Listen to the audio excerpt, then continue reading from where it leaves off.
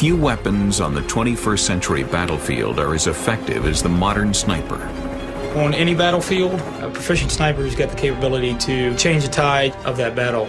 Now fielded by every branch of the U.S. Armed Forces, from the Army to the Marines, Coast Guard, and Navy, these elite warriors continue to prove their value in modern conflicts. No shot is the same shot, so you have to be prepared for every shot. This four-part series looks at how the role of the sniper, their tactics and technology, are changing to effectively combat everything from insurgents to pirates and tribal warlords. You can't just stamp out a sniper. These professionals are highly trained, infinitely adaptable, and amazingly precise. They are today's modern sniper.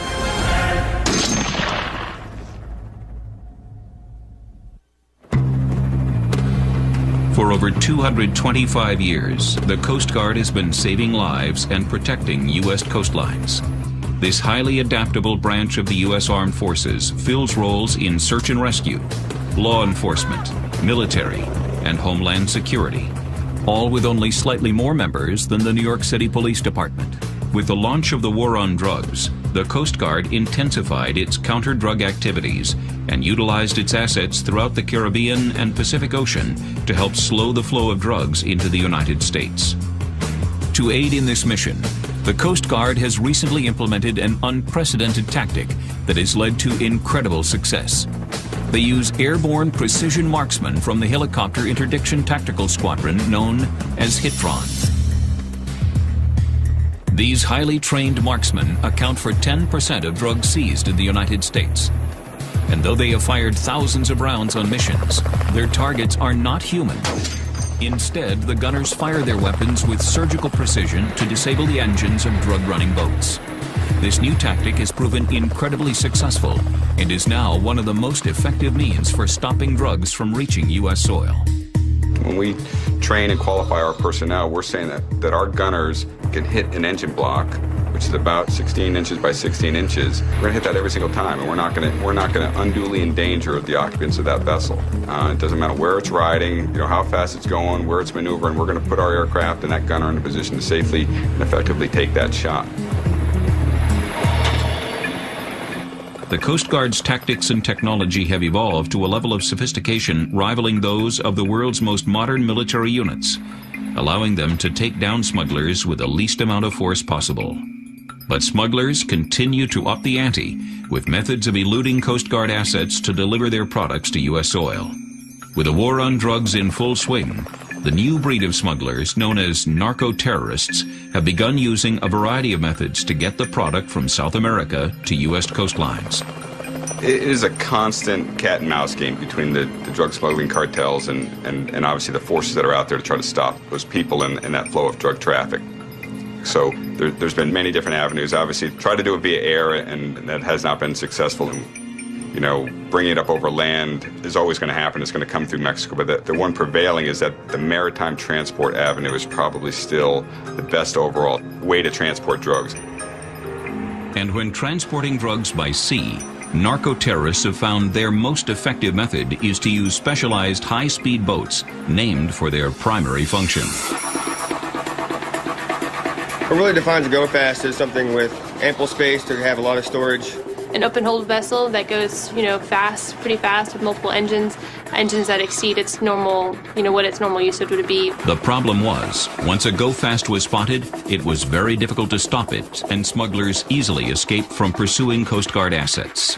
Our deployed helicopter crews would often find these go-fast type vessels that fit the profile. We were pretty sure they were smuggling drugs, and we had no way to stop, and so they'd get away. We'd try and track them. But quite often they got away. There's no way the Coast Guard cutter is going to interdict them, even if they sighted them. They could outrun them. And the only way that we could make them stop is whether they beach themselves on the shore or they happen to run out of gas, but we just could not catch those vessels. The genesis for HITRON was the need to stop those go-fast and give the cutters a chance to interdict the go-fast. One method used in ship-to-ship interdictions in the past was the use of disabling fire to the engine. The tactic proved highly effective on slow-moving vessels and allowed a cutter to use its weaponry to stop a ship without harming its crew. Of course, when dealing with boats that are 2 and 3 times faster than the cutter, this is impossible. But these methods were refined for airborne applications, and the Hitron test phase began. 1999 actually started the proof of concept. Assembled a group of 10 folks, 6 pilots and 4 aviation gunners. Encountered 5 go-fasts during the test and evaluation phase, and they stopped all 5. Prior to that period, the cutters, their small boats, and our aircraft weren't able to have even close to that success rate. With the helicopter being able to shoot from it and be able to stop the engines, then they can stop it on scene without us being within 50, 60 miles of it. So that's a huge force multiplier that bodes well for the Coast Guard and probably not as well for the illegal suspect. Of course, for a branch of the military who's best known for saving lives, a lot of controversy arose over the idea of arming helicopters. Firing weapons out of aircraft doesn't set well with everybody. Everything we do has to fit a set profile, and we have a protocol that we follow to the T, because if we're successful, everything we do will end up in federal court. Those early Hitron pilots and gunners interdicted a total of 2,640 pounds of cocaine and 7,000 pounds of marijuana, together worth over $100 million. After their success, any naysayers with the Coast Guard were quickly silenced, and in 1999, Hitron made its first successful interdictions. The majority of what we seize is cocaine, and since inception, 358,000 pounds of cocaine. We've been very successful, and as a matter of fact, this past fiscal year, we've just achieved our 31st interdiction, 31st bust, which makes that the most successful year on record for Hitron. Who you gonna call? Coke Buster? Yeah! The final phase of acceptance for Hitron came after the tragedies of 9/11. When the Coast Guard became a part of the newly formed Homeland Security Department. The capability to stop marine threats in sensitive areas, like the attack on the USS Cole, fit perfectly in the new role that the Coast Guard was asked to play in keeping America safe. Well, Hitron was relatively young when 9/11 happened. But we had started doing counter-drug interdiction. Obviously, Homeland Security is an easy follow-on to that because we already were flying aircraft with weapons on them. You know, had folks, personnel that were proficient in doing those types of things. So the natural progression was to us to also be able to do Homeland Security missions around the United States. Well, I think the whole mentality of the Coast Guard's changed. Certainly, its missions have changed. I joined in 1980. Back in that era, the vast majority of the Coast Guard personnel joined to be lifesavers. Search and rescue was mission number 1, and we have since that day gained many, many missions that we never thought we would have. We're not just stopping drugs out there. We're also potentially stopping people coming into the United States, trying to get to the United States, that could be terrorists. You really check who the people are that are coming on board your vessels. Once you make an interdiction, you're really looking at who these people are, taking their names down, and making sure they're not some terrorist entity or group trying to get into the United States. There are lots and lots and lots of missions within the Coast Guard skill set. Homeland Defense, Homeland Security have become a larger mission since post 9/11. Today, Hitron maintains its operational headquarters at Cecil Field in Jacksonville, Florida. They are located between Customs and National Guard hangars, which is a fitting location for a unit that plays a role in both law enforcement and homeland security. Hitron today is made up of some of the finest men and women in the Coast Guard, who perform a multitude of jobs to keep the unit functioning at its best. There's currently about 230 personnel assigned to Helicopter Interdiction Tactical Squadron Jacksonville. It's really, here at this unit, it's primarily broken down into 3 things: the aircraft and the folks maintaining the aircraft, the weapons and the personnel maintaining those weapons, and the boats and the people that drive and maintain those boats. Those all come together so that the pilots and aircrew can then get into those aircraft and go train on the exact mission that we're going out to fly. Coming up on Modern Sniper Coast Guard, gunner training. We have several different training scenarios. Not everyone's a good shot. If they can't adapt pretty quick, we need to find someone else. And later, Hitron gunners go offshore to put their training to the test. The towboat simulates a go-fast boat that's not in compliance. Hold position. Command fire. Good. Roger, command fire.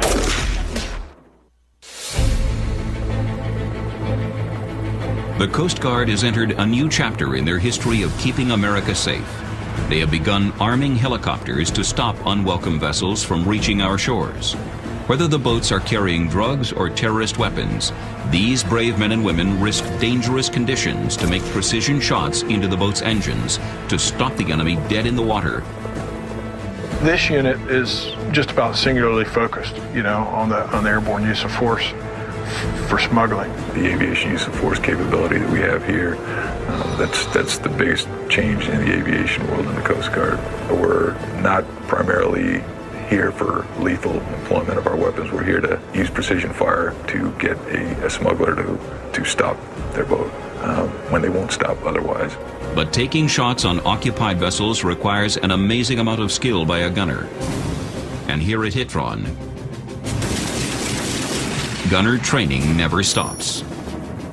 I think that here you'll see that there's a lot of motivated people. I mean, the gunners here, they're working day in and day out. Every possible chance, you need to be shooting. You own each one of your bullets. You will hit your target every time. That's what we train for our gunners. If you're not out fighting the fight, you're training. Hitron gunners are selected based on stringent criteria. To date, every smuggling vessel detected by a Hitron aircrew has been successfully engaged. In order to keep this perfect record, only the best and the brightest are chosen for this demanding position. Not everyone's a good shot. And if they're not, I don't want to say a natural, if they can't adapt pretty quick and qualify pretty quick, we found that we need to find someone else. Gunner training first begins on the ground, on flat ranges, where the gunners familiarize themselves with their primary weapons, starting with the Barrett M107. Primary weapon we utilize for our interdictions during disabling fire here at Hitron is the Barrett Firearms M107. It is a 50 caliber, short recoil operated, box-fed weapon. It is normally a sniper weapon, but here for its anti-material aspects. If you're shooting a small round through the engine, our tests have shown that it will stop the engine. It'll just take many more rounds than what a 50 caliber will take. Due to the nature of our operations, a precision rifle is required for disabling fire, and the power and the punch that the 107 provides ensures and guarantees a gunner that each round that strikes an outboard motor disables that motor immediately. Though most shots taken by the Coast Guard are relatively short, the incredible power of the 50 caliber cartridge is devastating on Marine engines. It's an emotional moment the first time you hear that thing go off in the cabin. It's definitely something you'll never forget for the rest of your life. The power behind that weapon and what we're doing with that weapon makes this job what it is. As a backup weapon to the 50 and to aid in other mission objectives, gunners also must master an upgraded version of a classic rifle. The M14 is a very reliable and solid backup to the 50 caliber. This is the Coast Guard's M14T EBR for Enhanced Battle Rifle. The receiver of the weapon is the very common M14 that everyone's used to. What the Coast Guard has done to it is put a Sage International stock, which allows multiple accessories attached. The M14 was first used during Vietnam, but is still in use today as a sniper weapon throughout the armed services due to its power, accuracy, and blistering rate of fire. To help improve the marksmanship capabilities with the weapon systems, gunners have the choice between two state-of-the-art optics, the Schmidt and Bender scope and the EOTech holographic sight. The EOTech sight is a battery-operated holographic sight. Basically, the gunner can put his head behind the sight and the hologram moves and always stays centered on what you're going to shoot. It works for fast-moving scenarios where the boat is maneuvering towards or away from the helicopter. He can get on target very quickly, a lot faster than using a scope, and engage multiple times before the target is lost. Some gunners prefer to use the Schmidt and Bender scope, and they also prefer to be farther away from the target than others. When the helicopter is farther away from the target, things seem to be moving a lot slower. And with a scope, a gunner can stay on target and put rounds on target a lot easier. But not all weapons used by the gunner require an optic. Their most devastating tool is more of a point-and-shoot proposition. With a rate of fire of up to 950 rounds per minute, the 240 presents an awesome display of force. It does exactly what we want it to. It lets that TOI, that target of interest, know there is a law enforcement presence here and we want you to stop. The M240 is a machine gun. We use the M240 for warning rounds, but that is a weapon of mass destruction. A shot from a moving helicopter is difficult to make even on a stationary target. When the target is moving, the compounding variables can make the shot seem impossible, so gunners must train to find their own techniques for hitting the target. There are so many different things that are involved before you take the shot. You've got the wind, you're shooting at a moving target, you're shooting at a moving target. You know, the moving target's in the water, so you've got up and down motion. We utilize every fixed object in the door frame for support, and we also must maintain some flexibility to move ever so slightly to the left or right or up and down. Techniques for shooting from a helicopter vary, but the most successful method Hitron gunners have discovered is the use of the strap system attached to the hoist. Once you get into an upright position with the weapon on a strap, you have a little bit more mobility. You can push out, you can swing back in. It just allows for more movement throughout off the strap and being able to move the weapon along with asking the MC to put the aircraft where we need it. Like a spotter to an Army or Marine sniper, the pilot acts as a critical component to any successful shot. The gunner and the pilot must develop a dialogue that allows them to work together seamlessly so that it is possible to get the gunner on target. Communication is imperative. Without communication, we wouldn't be able to do what we do effectively. Placing the gunner in the right position is a mix of altitude and lateral distance to the target primarily. During an actual interdiction, the gunner will tell you, whether you need to come further out. He tries to give himself the best shot. And so he will tell the pilots, it's pretty much the eyes of the pilots on where he wants them to be. And it goes back and forth, and there's always constant communication. And, we use the phrase accurate and bold and concise. Instead of being wishy-washy, they said, I need you to come 10 feet to the left, or I need you to climb 20 feet. Forward 30. Coming forward. Roger. Forward 20. It's very remarkable communication, and through the training, everybody knows kind of what's going to happen next. To polish the communication between gunner and pilot, and to give the gunner the opportunity to practice firing on a target moving dynamically, Hitron maintains a rigorous training schedule with their more sophisticated training assets, namely the tactical training boat. We have several different training scenarios that we work with the tactical training boat. One of the things that we do here at Hitron, obviously, is go out to the St. Johns River, which is very close, with a tactical training boat, with an aircraft, with a crew. Essentially, me and the rest of the TTB crew here play bad guy on the river to train the pilots to be able to give a stable platform for the aviation gunners. Our tactical training boat crew drive the boats like the drug runners drive the boats and test the pilots and the air crew, the coordination required to keep the aircraft, get the aircraft in position, maintain position so that the gunner can shoot. That's a very, very effective way to bring all of those things together as a team and actually execute the mission. Coming up on Modern Sniper Coast Guard. These engines are rated at 1,053 horsepower. Greatly assists us in keeping the aircraft in an upright and out of water condition.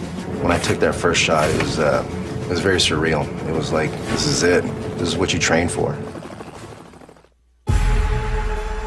The Armed Air Unit of the Coast Guard, known as Hitron, has crews deployed throughout the Atlantic and Pacific Oceans. But the heart of this new operation is based in a specialized hangar here at Cecil Field. The location is just minutes away from several key training areas and Navy bases.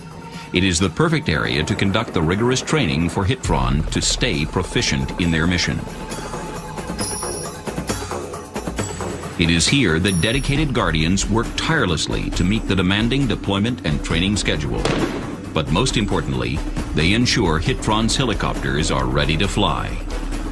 And to handle the unique mission of Hitron and give gunners the most maneuverable and steady firing platform possible, they have selected a very special helicopter.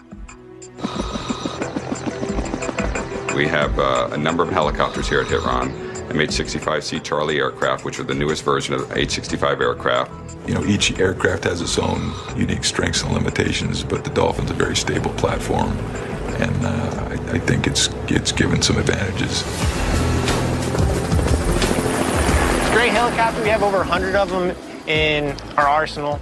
I think the 65 is a good detection platform for detecting go fast. It has the legs to keep us in the air and conduct more hours of searching. We can tell it to go on a heading, maintain altitude, maintain this airspeed, and it'll do it. Plus, we can program in different flight profiles, different flight patterns, and it'll fly it for us. So if you have two pilots up front, it's kind of like you have a third pilot up there that can do the basic flying. Coast Guard always knew they wanted to use the HH-65 in this mission and fly an organic aircraft that's in the fleet. The pilots are trained on. The aviation maintainers are trained to fix and support. And back in 2000, the biggest thing we probably had to upgrade was we have new engines. We replaced our Bravo model engines with, this is a 2C2CG Turbomeca turbo-powered shaft engine.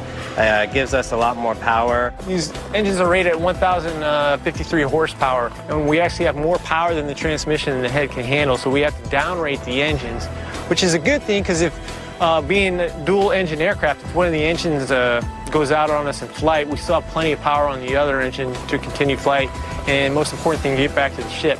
Because when you're 40 miles away from the ship and you're 100 miles away from some country you don't want to go into, it's a really nice feeling to know you can get back to the ship if you need to. The MH-65C has also pioneered some state-of-the-art electronic upgrades to help make it a more effective aircraft for the airborne use of force mission.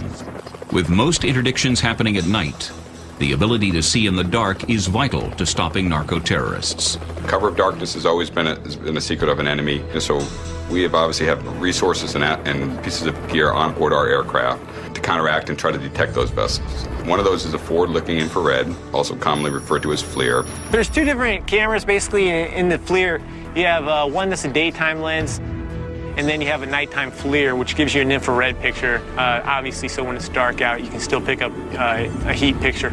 Before we make an approach to the vessel, our weapons will be out the door, and we'll place the FLIR on the vessel to determine the number of occupants that we can see, confirm if they're displaying a flag or markings on the vessel, determine nationality of the vessel, or also to display whether or not they're smuggling any kind of contraband. We have an operator in the back that enables us to be able to record what we see, and we use those images for case packages when we're prosecuting individuals that we do interdict.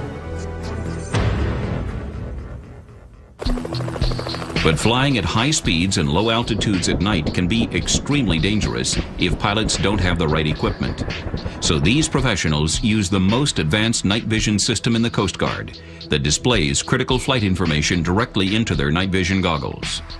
We fly with heads-up displays on the NVG goggles, which greatly assists us in keeping the aircraft in an upright and out-of-water condition. The technology having that you can know what your altitude is, you know what power you're pulling, and you know where your heading is at, you know how long it's going to take to get somewhere. But specifically, your altitude over the water is vital when you're doing these missions at night. So that capability has, I think, greatly increased the safety of our crews. Another critical component to completing this complex mission is the need for cutting-edge radio systems that can immediately communicate with Coast Guard assets all over the world. Coast Guard 6597, roger, you have permission? The MH-65 Charlie has additional radios and satellite communications capabilities that previous models didn't have. Now with satellite communications, I can be out in the Pacific and I can talk with our controllers, the ship's controllers even, that are in Key West. Coast Guard 6597. Advancements in technology are going to keep coming in the future, and, put them right on Hitron Bird and keep going. For Hitron gunners to ever make it into position to take a shot on a go-fast boat, they must deploy with the true workhorse of the Coast Guard, the cutter. Cutters today play a vital role in projecting the power of the United States all over the world. With the addition of an air asset on the cutter, its capability is greatly increased. When we're on patrol, air assets are extremely important because they allow us to significantly increase our detection capability. It significantly increases our ability to see out. We are limited by the distance of our internal sensors. Having a helicopter allows us to project hundreds of miles beyond that, so we can cover a vast amount of area in a short amount of time because of the speed and height which an aircraft can attain. But aircrafts aren't the only way that cutters can reach out over the horizon. Each cutter will also deploy with a specialized high-speed craft called the small boat that carries a tactical boarding team to vessels that have been interdicted by HITRON. This is one of the most dangerous jobs in the Coast Guard, so boarding team members deploy heavily armed and, whenever possible, under the watchful eye of a HITRON gunner. Pretty much what you see before you is your typical team consisting of a boarding officer, 2 to 3 boarding team members, and our armament being 40 caliber sidearms, standard issue M16, 2 types of shotguns, one that is primarily used for disabling fire with copper sable slugs, and the other one carrying less than lethal ammunition. The boarding crew plays a vital role in capturing and prosecuting narco-terrorists, but like HITRON gunners, they are just one component in a vast network of professionals working to keep America safe. At any one time, HITRON assets are deployed throughout the South Pacific and Caribbean on cutters waiting for the call that a go-fast has been spotted. But the cutter and aircrew are not in this fight alone. Multiple U.S. and foreign agencies are continuously working together to share intelligence and ensure that HITRON gunners have the best possible opportunity for stopping a go-fast. The partnerships that the Coast Guard has made internationally with the countries down there is pretty remarkable. During some of these deployments, we got to work with other agencies and also liaisons to other countries. We've been getting good intel, and so we've got some pretty good people on the ground in the various countries that are smuggling the drugs. I've met many of the intelligence and drug enforcement personnel that are down in South America that are trying to get us the intelligence to put us on scene with the vessels that we're looking to interdict. These countries are very willing to work with the Coast Guard, which I think is awesome, you know, to do this drug mission. The amount of coordination involved to actually allow a gunner to take a shot on a narco-terrorist boat is astounding. Multiple factors must come into play, from intelligence to cutter coordination, and of course, the skill to make the shot. Coming up on Modern Sniper Coast Guard. Our mission today is a tactics training flight. It's a laser tag for big kids, just how I like to describe it. That's representing individuals on the boat that do not want to be stopped. They want to accomplish their mission of getting drugs wherever they're heading. And of course, we want to stop them. And weapons on the boat. Press. The Coast Guard's Helicopter Interdiction Tactical Squadron never stops training for their mission to stop narco-terrorists with precision fire from the air. And today they are utilizing some of their most dynamic training assets to conduct highly realistic missions on the St. Johns River. A typical training exercise is a series of tactics that we employ. They're designated and rehearsed, and they involve 360s and 180s and variable speeds. The end result is for the pilots to be more efficient at providing a stable platform for the aviation gunners, and for the aviation gunners to be able to hold a target, a moving target, essentially. To get the most feedback from the tactical training boat exercises, the gunners utilize weapons equipped with special lasers so they can keep track of their hits. It's called Miles gear, and basically what it is, it's a laser tag for big kids, just how I like to describe it. Aviation gunners have got laser transmitters on their weapons, they're inert weapons, and we've got laser receivers on our engines, and we simulate disabling fire from the helicopter using them. Basically, we've got detectors on each engine. We've got forward, aft, and on the sides. They shoot a laser, and depending on which laser they hit, it marks up on the console there of where they hit it, if they missed it. We also got a flashing light at night. It blinks red when they actually hit us. Before the training exercise can begin, both the helicopter and boat crews conduct safety assessments on the dangers the training operation presents. Our mission today is a tactics training flight. We'll be conducting over the St. Johns River with our tactical training boat. Flight plan is a direct from Cecil out to Doctors Lake and then onto the St. Johns River, where we'll meet up with the training boat equipment. We have our training weapons on board. Any questions on the mission or the briefing today? Let's have a great flight. Let's go.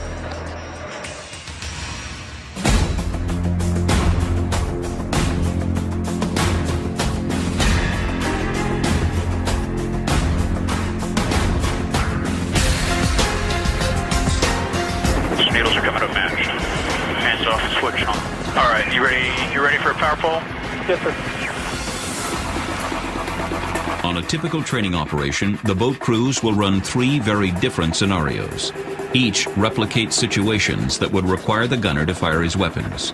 The scenarios start off routine, but quickly escalate into more dynamic situations. Okay, so the first scenario we're going to do here, we're just going to have the boat keep going straight ahead the whole time, and then after that one, we'll be a little bit lighter, and then we'll move into a scenario where the boat can turn and maneuver a lot more. It makes it more realistic for our training. Okay, we have our target. Doors coming open. And if you'll take a close look on the FLIR, we'll help determine how many people are on board and if there's any packages or barrels on board. With the gunner observing the suspect vessel through the FLIR, the Hitron crew begins the first stage of a typical interdiction, known as the reconnaissance phase. At this point in the reconnaissance phase, he is gathering all the information that we need in order to conduct this interdiction. It has to be a go-fast type vessel. It has to be in international waters outside of territorial seas, underway, making way, suspected of drug smuggling activity, and the last one, and probably the most important, is it has to have no indicia of nationality, meaning it has no indication of nationality, and those are the things that we can use in order to conduct a right of visit boarding. When we're operating on the high seas, our primary job when we approach a vessel that we suspect of smuggling is to determine its nationality. We have to have legal jurisdiction and right to stop that vessel. To gain that authority to stop the go-fast, the crew reports the information obtained during the reconnaissance phase to Coast Guard Command and must receive the clearance to interdict, called a Statement of No Objection, or SNO. The gunner's setting up the cabin so that he can get the 240 in the door. Bringing the 240 out the door. With the 240 ready to fire warning shots, the crew prepares for the second step in the interdiction process, called the signaling phase. The first thing we do is we get our blue light on. It's like the police light. The second thing we do is we call them on basically what's an emergency marine band channel. And then the last step of the signaling phase is the warning shots. In a dramatic final gesture to convince the go-fast boat to stop, the gunner uses the devastating 240 machine gun to fire warning shots across the bow. But surprisingly, the 240's warning shots are rarely enough to persuade most narco-terrorists to stop the go-fast, and Coast Guard crews must move to the next phase, disabling fire. So they didn't comply, they're non-compliance. We've already received our SNO, Statement of No Objection, and now the aviation gunner is preparing for disabling fire. This is where we'd actually stop the vessel. See what is on now, so we'll give it a shot and see if they start registering. Basically, we have like a laser tag system that they know how many shots the gunners put on it here when we're out here just tactically training with the boat. We'll typically use 2 shots, 2 hits registered as we call it half speed, which would be simulating 1 engine going out on a go fast, and then 2 more hits we would simulate being full stop, which would be all the rest of the engines taken out. So now the vessel's stopped. We're going to end game. We're just circling the vessel, keeping our weapon engagement zone on the target, and then we're waiting for our small boat to come from our ship. They're actually going to board the vessel, get the suspected narco-terrorists, as we call them, and get the contraband. And then we'll provide boarding team cover when they actually board the vessel. Once the boarding party is on the scene, the Hitron gunner switches to his secondary precision weapon system, the M14. It offers a higher magazine capacity than the M107 and allows for rapid follow-up shots should the Hitron gunner need to protect the boarding team from hostile action. With the warm-up complete, the training tempo increases. The second scenario more closely duplicates the reality of a Hitron interdiction. For this scenario, the boat team begins to implement the aggressive maneuvers of narco-terrorists attempting to avoid being disabled. It's kind of a mild maneuvering, but definitely not a straight line. That's representing individuals on the boat that do not want to be stopped. They want to accomplish their mission of getting drugs wherever they're heading. And of course, we want to stop them. It exponentially increases the difficulty for the gunners and pilots. But this scenario is the very heart of their training. And as the true professionals that they are, the gunner and pilot have no trouble stopping the tactical training boat yet again.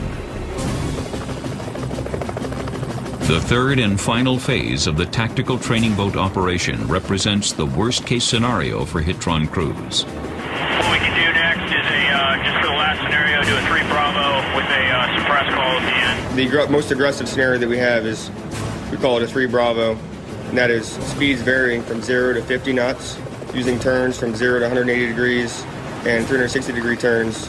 In this scenario, not only does the boat crew utilize evasive maneuvers to make themselves a challenging target, but they simulate hostile action, requiring the use of lethal force. Hostile action, we simulate that with, they're called non-guns, they're inert rubber guns.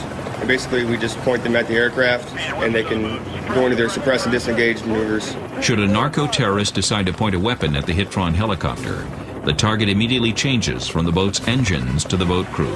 However, to actually employ deadly force, the situation must meet strict criteria. We use something called weapon opportunity action. It's called the deadly force triangle. The person of interest has to have a weapon of some type. It doesn't necessarily have to be a gun. They have to have the opportunity to use that weapon, and then they have to present the action that's either going to harm someone else or harm us. With a hit indicator beacon blinking, it is clear that had this been a smuggler or a suicidal terrorist boat loaded with explosives, the vessel would have been successfully stopped. The pilot and gunner can walk away from the experience with the knowledge that they are well prepared for a deployment. But laser tag is not a complete substitute for gunnery training. If the gunners and pilots are to truly know that they are proficient with their weapons, they must let the lead fly on real targets. Superb hovering job, sir. Hey, nice shooting back there. Oh, you know, we do what we can. Coming up on Modern Sniper Coast Guard, the new offshore live fire training. Power Sabarco, stop your vessel. This is the U.S. Coast Guard on channel 16. The vessel is still non-compliant. Prepare for disabling fire. Roger.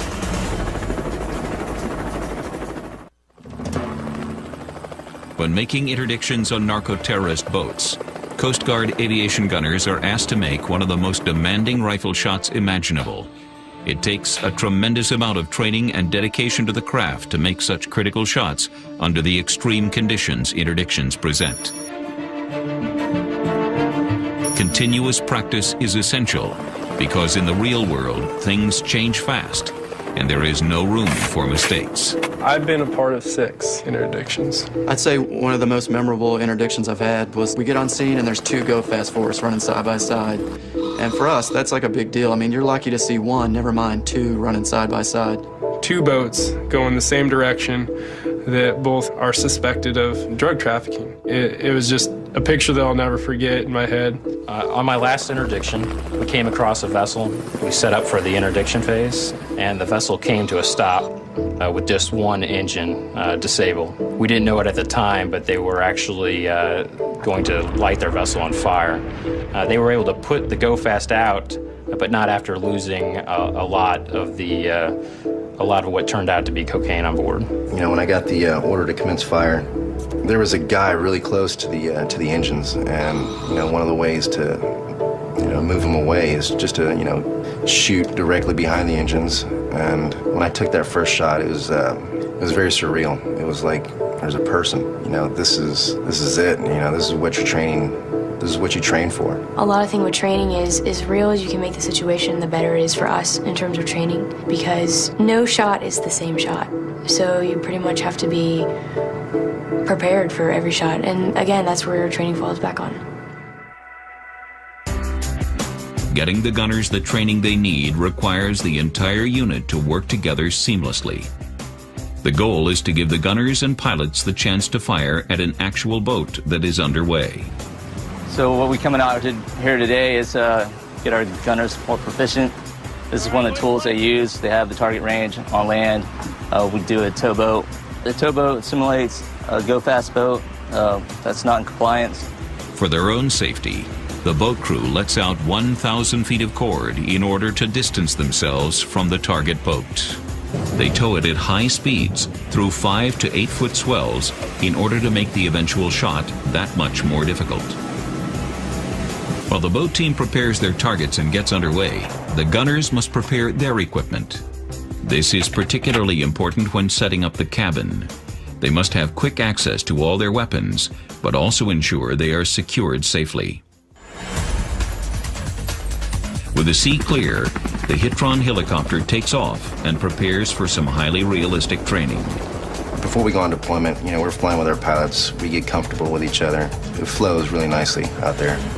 Once the area has been cleared and the boat crew is safe, the training scenario plays out as an actual mission.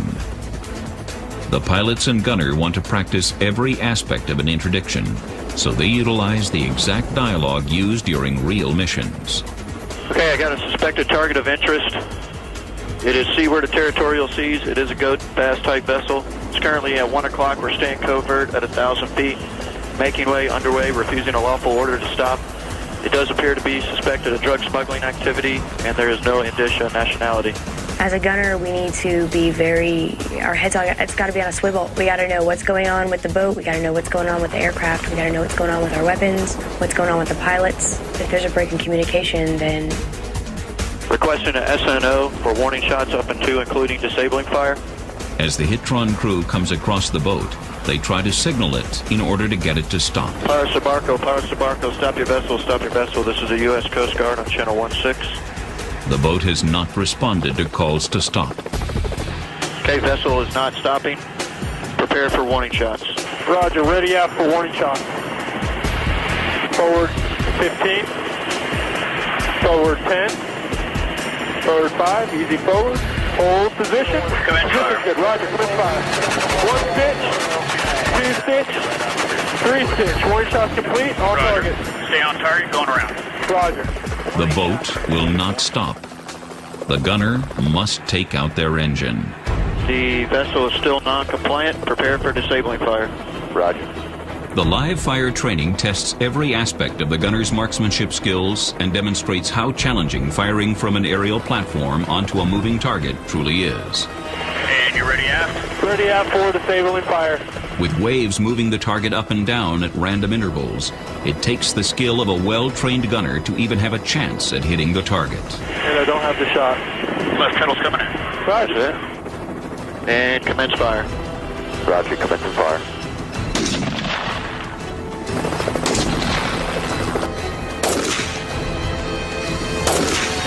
All right, check fire, check fire. Roger, check fire. Amazingly, every single round fired hit the target. This is the type of precision that the gunners train to achieve, and is the reason Hitron has successfully engaged every go-fast boat encountered.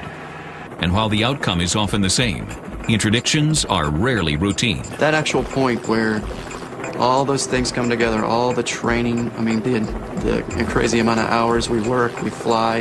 When that aviation gunner actually puts the bullet into the engine, it's a pretty amazing feeling, and you think, you're making a difference, and it's actually all your training and hard work coming to fruition at that point. It's just the coolest job, and the fact that we get paid to do it every day is pretty sweet. See a young guy come back after his first interdiction, and to see the look on their face and the excitement that comes out from that is probably the best part of my job. It's what's kept me going throughout my career is the people, motivation they have, the love of their job, their duties, getting to see people do something that when I came into the Coast Guard we couldn't do. It's a great time to be in the Coast Guard. But as Hitron continues to maintain its perfect record, the cartels are always looking for ways to defeat Hitron's capabilities. Well, we'll always have to be poised and ready for the next new tactic that the drug smugglers use. They've done a lot of things over the past few years that I've been here at Hitron to try to counter us, but we've always been able to find something that will beat their system. I think they've shifted the way they've done business, and yet we've had a record because we've gotten better at doing what we do. Like snipers from other branches of the armed services, Coast Guard aviation gunners will always adapt to the new challenges their enemy presents and continue to play a critical role in operations long into the future.